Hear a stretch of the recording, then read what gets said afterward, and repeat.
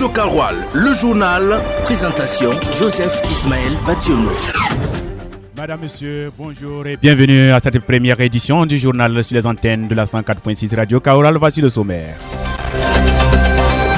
30 km de route urbaine à Bobo-Dioulasso, Koudougou et Ouagadougou seront aménagés et stabilisés du côté de l'artisanat. On note l'approbation des statuts particuliers de la Chambre des artisanats des métiers de l'artisanat du Burkina Faso. C'est ce qui ressort de l'hebdomadaire Conseil des ministres hier à Ouagadougou. Pour plus de précision dans un instant. Et puis à Dori, certains produits de première nécessité comme le riz, l'huile manquent depuis quelques jours. Zoom sur le calvaire de ces restaurateurs dans un instant. Et puis la paille des sports en toute fin d'édition, madame, monsieur.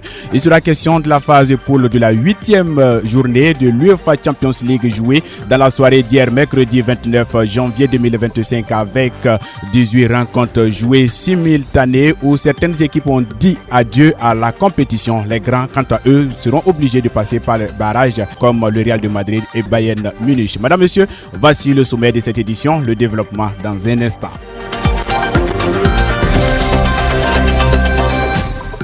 Une fois de plus, madame, monsieur, bonjour. Merci de nous choisir pour vous informer. Comme je l'annonçais à titre à Ouagadougou, hier, 29 janvier 2025, le président du Faso, chef de l'État, le capitaine Ibrahim Traoré, a présidé le traditionnel Conseil des ministres. Au cours de ce conseil, plusieurs dossiers ont été examinés et d'importantes décisions ont été prises pour la bonne marche de la nation. Parmi ces décisions figurent l'aménagement et la stabilisation de 30 km de route urbaine à Bobo-Dioulasso, Koudougou et Ouagadougou, l'approbation des statuts particuliers de la Chambre des métiers de l'artisanat du Burkina Faso, la dissolution des organes consulaires de la Chambre des métiers de l'artisanat du Burkina Faso et la mise en place d'une délégation consulaire pour assurer les affaires courantes jusqu'aux prochaines élections consulaires. Ismaël Confé pour le compte rendu. L'initiative Faso Mebo connaîtra sa phase pilote avec la deuxième composante qui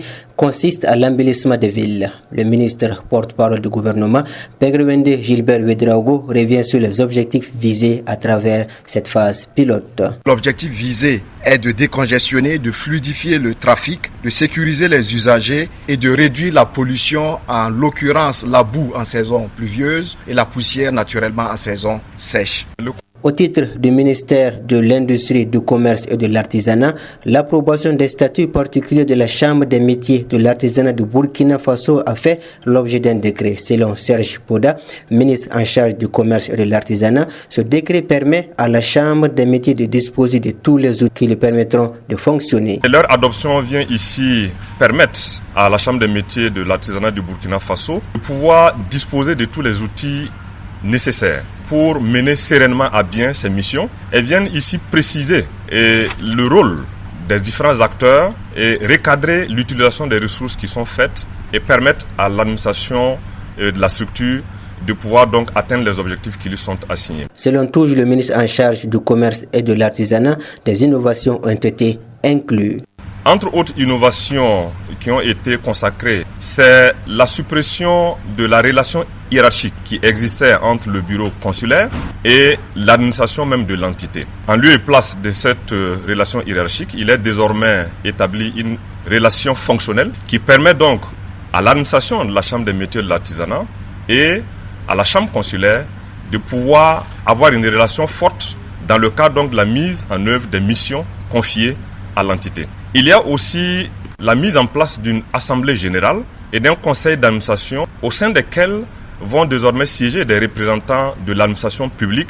Il est aussi instauré un budget qui va permettre donc de soutenir les activités de l'instance consulaire nouvelle qui sera mise en place dans le cadre donc de la nouvelle vision incarnée par les plus hautes autorités de notre pays. Le Conseil a aussi promulgué le décret de fonds de soutien patriotique pour une année à compter du 1er janvier 2025 jusqu'au 31 décembre. Le Conseil a aussi entendu des communications puis procédé à des nominations dont celui de Draman Fogo, nommé directeur régional des eaux et forêts du Sahel.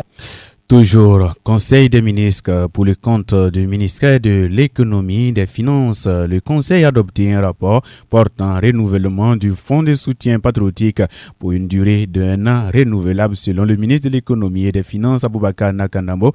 Après une année de mise en œuvre, il était de bon ton d'examiner le décret qu'il a institué pour voir la nécessité de poursuivre. À ce sujet, il s'est exprimé au micro de nos confrères du service d'information du gouvernement. Le Conseil d'aujourd'hui a examiné un rapport portant prorogation du fonds de soutien patriotique. Cela s'est matérialisé par un décret qui a autorisé la prorogation du fonds de soutien patriotique pour une durée d'1 année.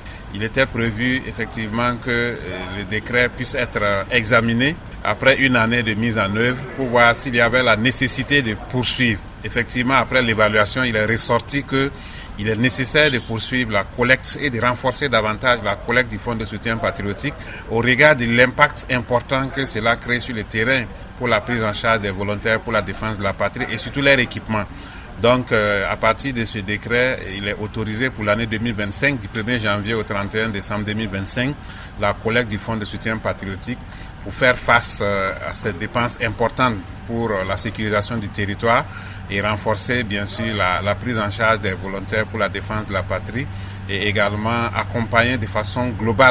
Et puis son transition, Madame, Messieurs, parlons à présent du Faso Arzeka. En effet, le ministère de l'économie, des finances, de la prospective à travers le Trésor public a procédé au lancement officiel de la plateforme nationale de paiement numérique dénommée Faso Arzeka ce jeudi 30 janvier 2025 à Ouagadougou. La cérémonie s'est déroulée sous le patronage du Premier ministre Rintalba Jean-Emmanuel Ouedraogo en présence de plusieurs membres du gouvernement, dont la ministre chargée de la transition digitale Aminata Zerbo Nessabani, des acteurs du secteur financier et des partenaires techniques et financiers, développés par l'administration publique burkinabé pour faciliter et sécuriser le recouvrement des recettes publiques. Faso Arzeka est une solution de paiement numérique multicanal. Elle est accessible sur l'ensemble du territoire national et disponible sur plusieurs formats. Nous y reviendrons dans nos prochaines